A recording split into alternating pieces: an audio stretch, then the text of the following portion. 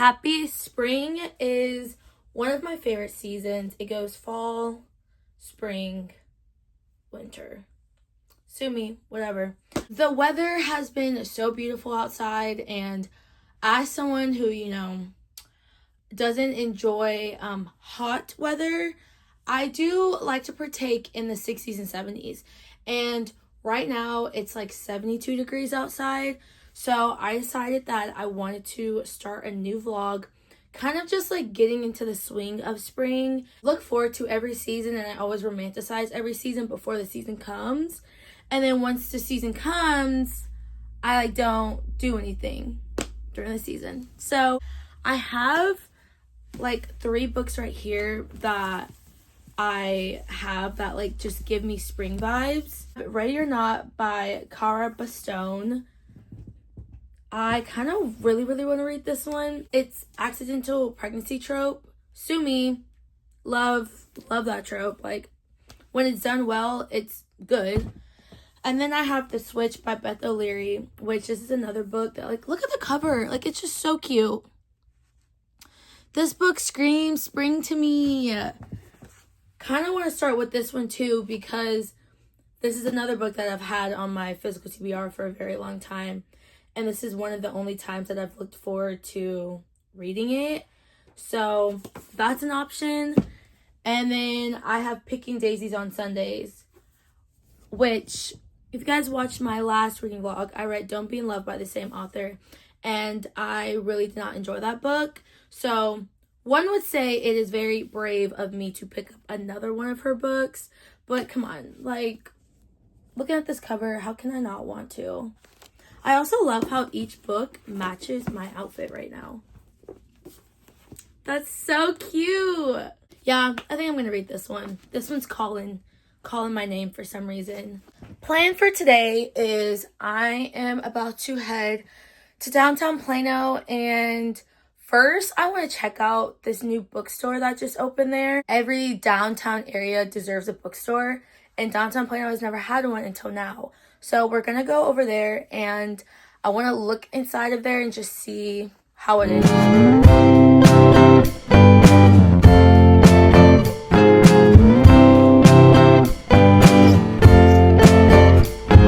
Sick,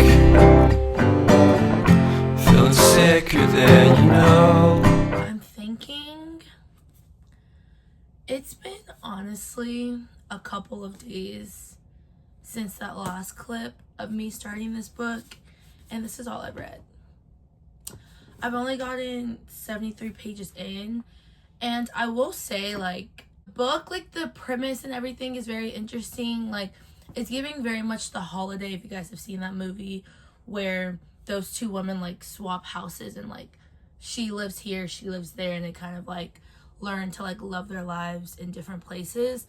That's exactly what this book is. This book follows Lena and Aline. Aline is Lena's grandmother, and they decide to swap houses because they both lose a loved one, and in that process they're both kind of just like yearning for something different. As of right now, I think I want to do a soft DNF with this book though, and that's not because I'm not enjoying it. It's not the kind of book that I was kind of looking for to read right now, and I guess that's my fault. Like, I fully should have like read the back of the book. I like saw the cover and everything because I've had this book for a while, like I told y'all, and like I knew that they would be like switching lives. It's kind of slow right now, and not slow to where it's boring. It's just like slow to where it's not something that's grasping my attention quick enough, and it's like making me not want to read. And I feel like if a book is making me not want to read, I should probably put it down and go to something else, because last thing we need is to fall into a book slump. So I'm gonna soft DNF this. I'll come back to it eventually, because I definitely do want to read this book. I just don't want to read it right now. I'm gonna read Picking Daisies on Sundays. I really think I should read this. Just like nervous because I didn't like Don't Be in Love. Whatever, we're gonna start it. I'm gonna see how much I can read before I have to go to work later on today. Hopefully I can read a lot, because I haven't read anything in like 3, almost 4 days, and I read every single day. So when I go even like a day without reading, it just doesn't feel right to me at all. I don't know, somehow like TikTok will just know the books that I'm reading, because I have gotten so many TikToks randomly now of this book, and I saw one this morning that had me so excited to read this. I'm off today, and the only thing that I'm doing today, which I'm very, very excited about, is there's this bookstore in Dallas called the Blush Bookstore, and they're doing an Emily Henry event, like a book event today, because her new book came out today, The Great Big Beautiful Life, I believe is what it's called, and I'm so excited. Y'all know I love Emily. All her books are right there. Killed a bird without a stone. Taught the dog to throw a bone. For a while, sleeping like a bee. The curiosity. I'm gonna show you guys what I got. Oh my god, the dust. The dust, the dust, the dust. It's snowing in here. Yes, yes. I wanted to show you guys what I got from the Emily Henry event at the Blush Bookstore. First, I got the Pete's North Bear Shore mug. So cute, by the way. And then the Desert Rose Palm Springs keychain. So cute. I'm literally gonna drink my tea out of this tonight. Like, it's so freaking cute. I love a mug, especially I love a bookish themed mug. It's perfect. And then, of course, the book itself. This beauty. This beautiful, beautiful book. The book came with everything else. And then this is kind of like a mash thing that we did there. Mine is magic number 13. That's my favorite number because I was born on the 13th. My boyfriend is going to be Miles. Y'all know. Y'all know. We're going to live in New York. And I'm going to be a travel blogger. And our love story was friends to lovers. And then lastly, they gave us 3 bookmarks. Funny story. So cute. With like the aesthetic on the back. Nora and Charlie. Book lovers. And then Harriet and Wynn from Happy Place. So cute. So now I have these bookmarks that I get to use. I'm very excited about them. Last thing that I got, this was something that I actually bought once I was there. This company that I really like, which is House of Jupiter.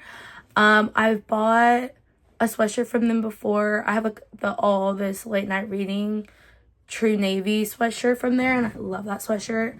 They actually sell that brand in the Blush Bookstore, so I already went in knowing that I was gonna buy at least a t-shirt or a sweatshirt, and they actually had the sweatshirt that I've been eyeing online for a couple weeks now.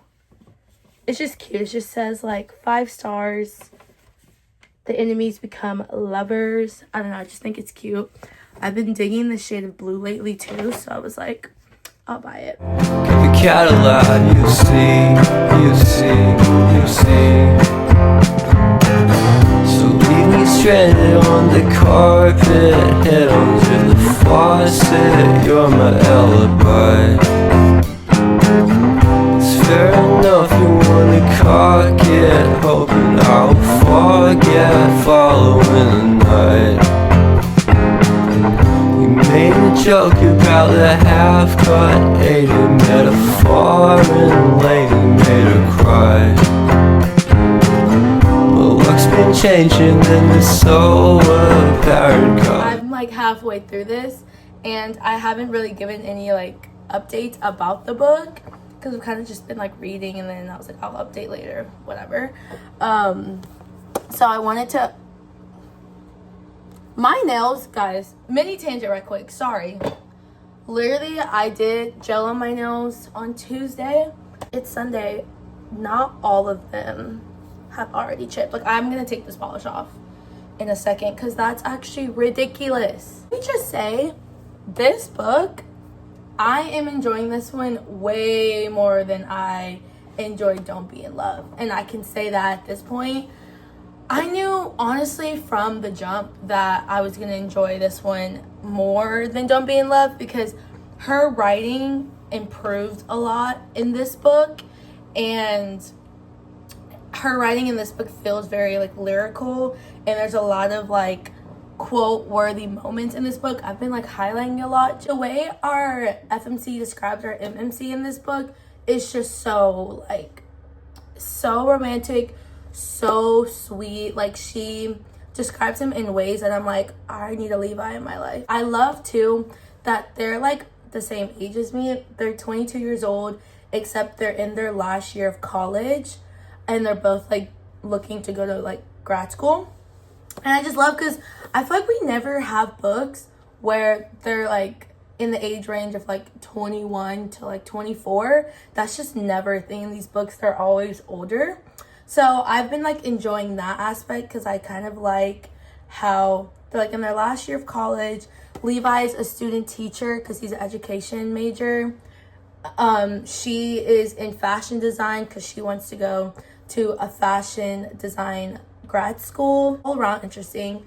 Also, it's one of my favorite tropes, which is childhood friends to lovers / second chance and fake dating. Like, girl, 3 of my favorite tropes all wrapped up in one book.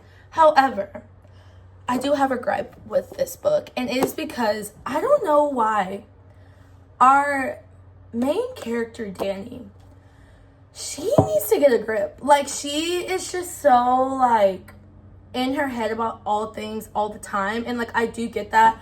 I get in my head too, but the way she's written is just so frustrating. She's so frustrating to me. The whole thing is like something happens with them when they were younger, of course.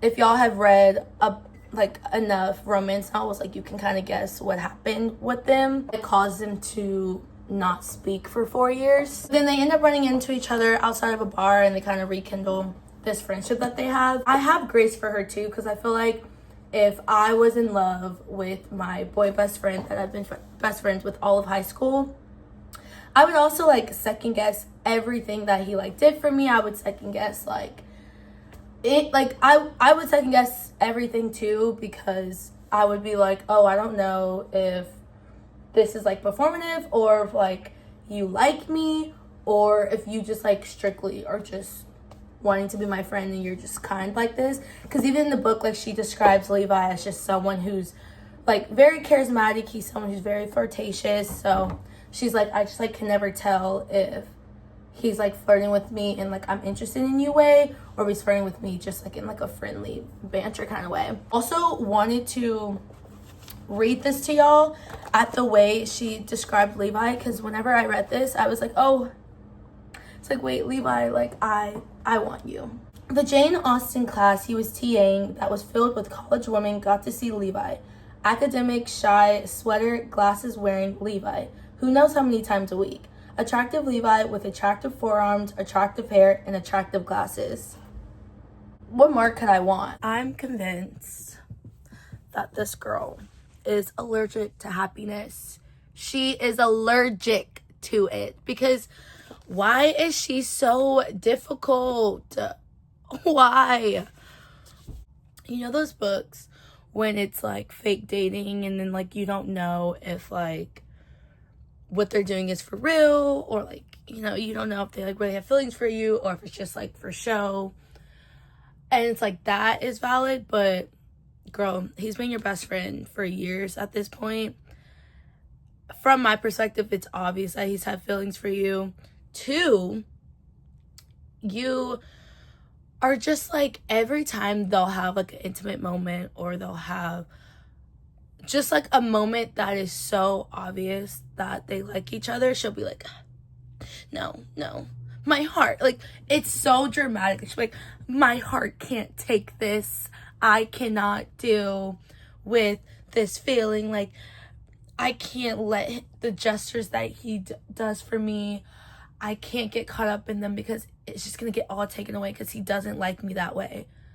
And it ruins every moment. I do love whenever the title of the book ties into the book, and it just did, and I'm like, all right, roll the credits. Oh, I'm like literally about to finish. I have like 50 pages left. I don't know why I thought this book was closer to 400 pages, but it's actually only 310 pages. Me having 30 pages left of this book, nothing still has gotten resolved. I think I'm reading the part right now where it's about to, and I'm just annoyed because I'm like, we have wasted so much of this book on these what ifs and these stress, like her being stressed about how he feels about her denying every single emotional connection that they have. She has denied it, and it has like made the book so annoying. And now I'm just like, great, we're gonna figure out that they actually love each other because they're gonna confess it, and then the book is gonna be over and it's just gonna be happy ever after. Like, that's so annoying. All right, y'all, I just finished Picking Daisies on Sundays. I think I'm gonna rate it 3 stars. 3 because in comparison to Don't Be in Love, I think this one was better. I think the writing improved in this one. But like I was telling y'all, like the main character, she just like, she really got on my nerves. And like, I hate to like knock a book because of how the main character is. Like, I don't like knocking down female main characters, but she honestly was just like annoying to me. Like, I told y'all that. Just like the way she acted, the way her thought process was, just like, it didn't make sense. I feel like the problem just like wasn't that serious, and I think miscommunication is my absolute least favorite trope. And I hate whenever in second chance romance, a lot of the time I feel like miscommunication always ends up being a factor into the second chance romance trope, because it's like, what else could have happened for y'all to like stop talking? Like, you know, like miscommunication is like the only possible way usually that is the reason as to why the couple isn't speaking anymore. So like, that just made this book like frustrating too, was because she just kept doubting everything all the time.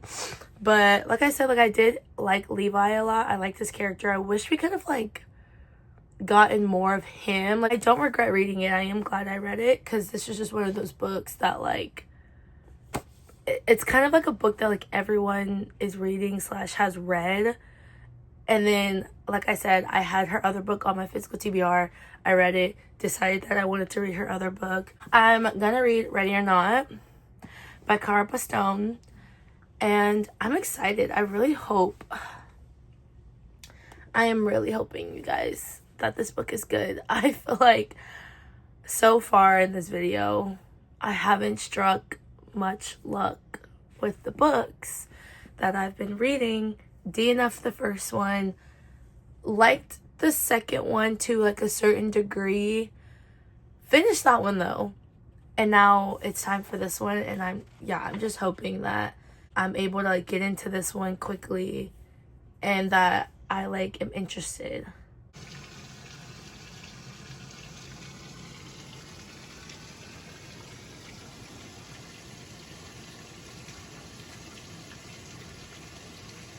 This book is so cute. It's so cute. I have been also listening to the audiobook for it, and I strongly encourage y'all to also listen to the audiobook. I've been listening to it on Spotify. The voice actors for these characters, so good.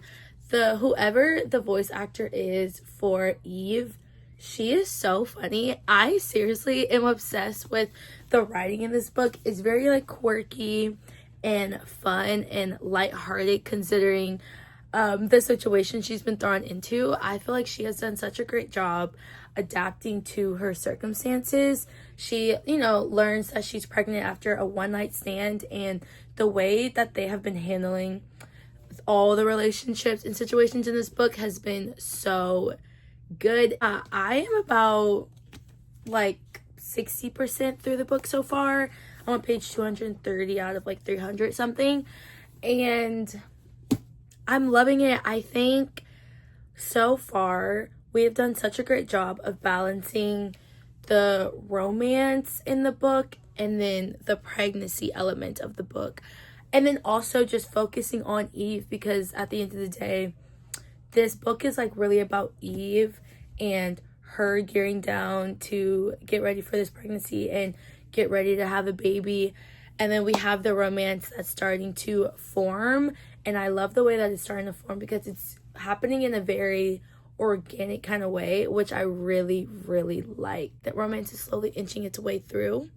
But it's great that it's not like the main focus of the book, but she's giving us enough to where we're like wanting more to happen. And I kind of feel it too, getting to the point to where we're getting more of the romance because her relationship is blooming more, which I've been loving to see. Shep, he is such a cutie. Oh my gosh, I love him. He's just this dorky guy that is the older brother of her best friend.